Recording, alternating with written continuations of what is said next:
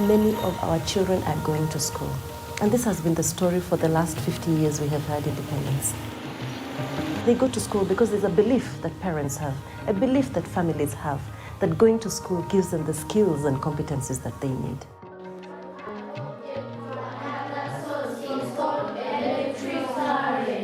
Thinking was that, okay, if we build enough schools, if we have enough teachers, if we have enough teaching learning material in classrooms, then this fuzzy thing called learning will kind of happen. Focus has really just been on enrolling kids into school and making sure they attend and progress. It hasn't been on the other part, the plus learning. So we've really learned that we need both. We began to really feel this invisible problem, which was the fact that children are in school, attending fairly regularly, but really not at the level that they need to be. So I would say that we have a learning crisis. But it was very hard to make that case and get policymakers to pay attention because we didn't have data. We didn't have evidence.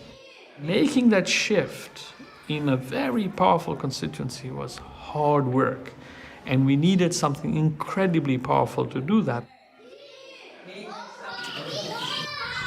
We invented this tool of household-based, very lightweight evaluations. You don't take a lot of people's time, you don't take a lot of organizations. You can do it in remote districts using volunteers.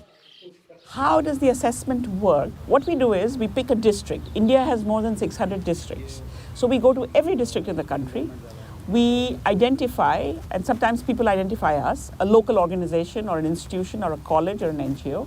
And what they do is they go to a sample of villages in the district. And in the villages, you sample kids. There's a process that we use. We utilize volunteers who live in the villages that are sampled. You point and you We train them, then we equip them with the assessment materials. And they walk from house to house assessing children. I am 6 years old. My school is Kasese Primary School. Un enfant qui peut lire des mots, qui peut lire des lettres, qui peut lire des mots, des textes, des paragraphes, et répondre à la question de compréhension, on dit que cet enfant a validé les tests d'évaluation. There is a lot of really sophisticated technical work on how to properly assess learning. And you have many different methods depending on the different type of assessment. And some, like national exams, assess every kid, right, who gets to a certain level. Others, such as international tests that compare results of different countries, just takes a sample, a randomized sample to make sure it's representative. When you go into a household, you're testing all kids. You're not just testing the kids who happen to be in school on that particular day.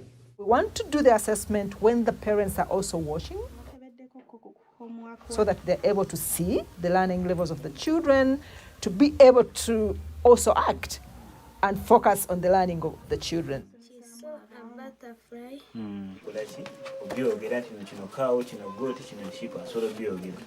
The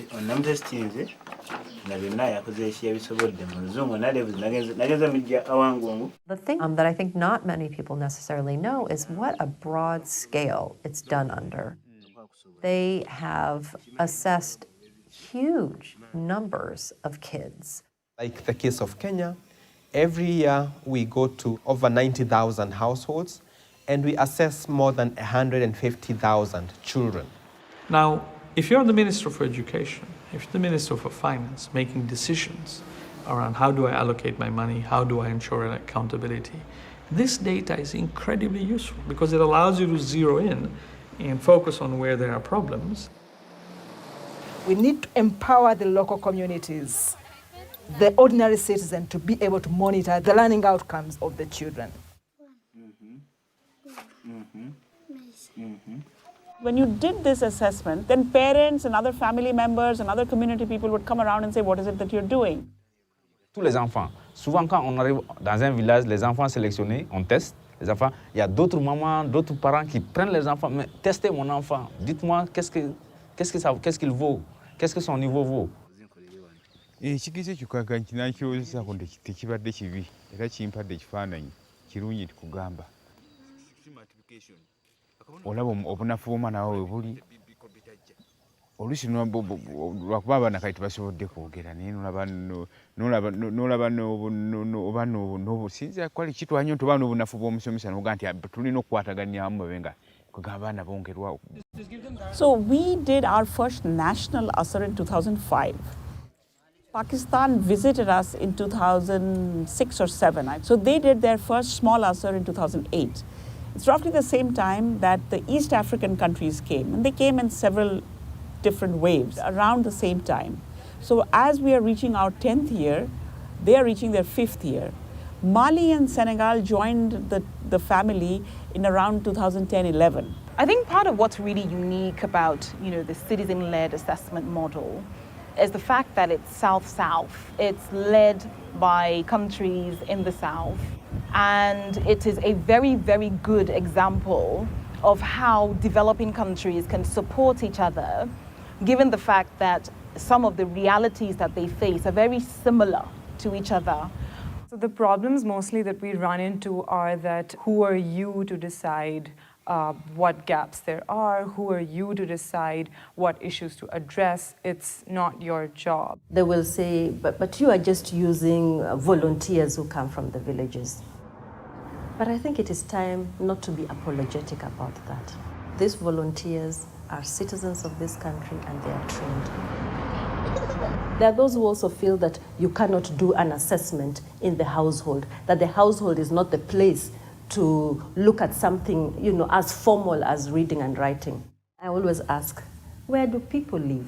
We don't live in institutions we live in the society, we live in our homes. When you measure year after year and you don't see big progress, then people begin to get a little disheartened. And often people will say, what's the point of measuring if it doesn't lead to change?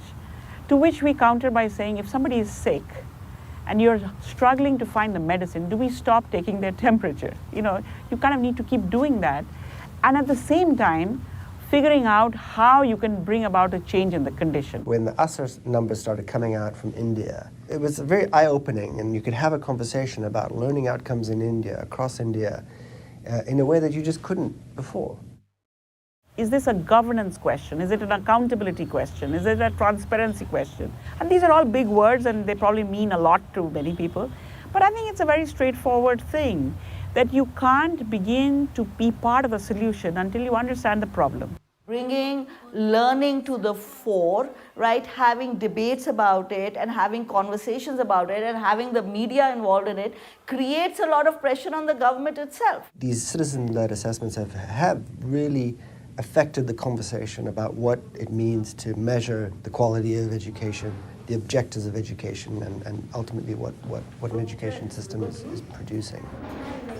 You can see now that there's a shift from inputs, being proud of the number of children who are enrolled in school, to focusing on the right thing, whether the children are learning.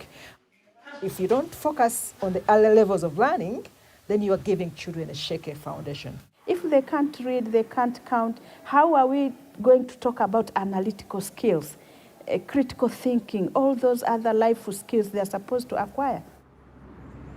Donc ça, ce n'est plus un tabou pour personne, que ce soit le gouvernement, que ce soit les citoyens ordinaires. Avant, les communautés au Mali, surtout les parents d'élèves, ne pensaient pas qu'ils avaient un rôle à jouer dans l'éducation.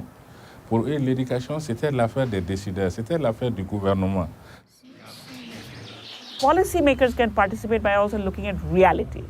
Having a policy framework, having curriculum frameworks that cannot be implemented mean there's nothing wrong with our kids or perhaps with our families or teachers. It's what we are expecting from them.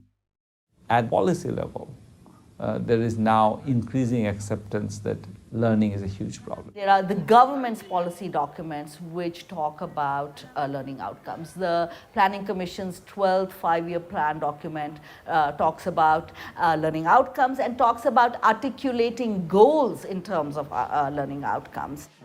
For the next 5 years, focusing on reading is a key investment program for the ministry in Kenya.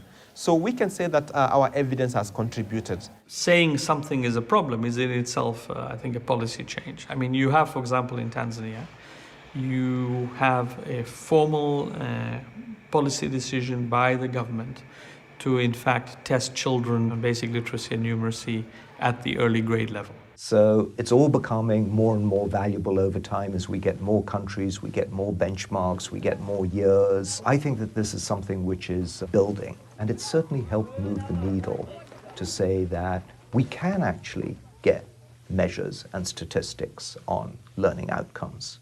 And today, I think the different efforts in the different countries together reach more than 1 million children a year.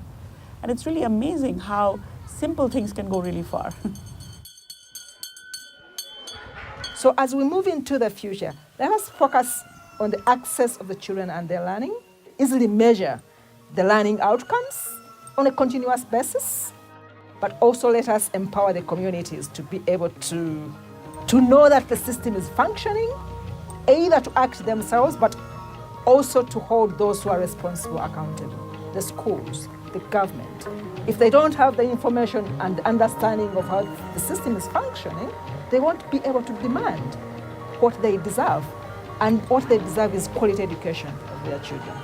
By helping to shift the focus on learning outcomes, by helping to shift the focus on how we spend our resources, by sharpening the debate on the types of policies and programs we need, that we will in fact have better learning, and in doing so, fulfill that promise for millions of poor people, that education in fact is liberation, that education in fact will help you have a much better life.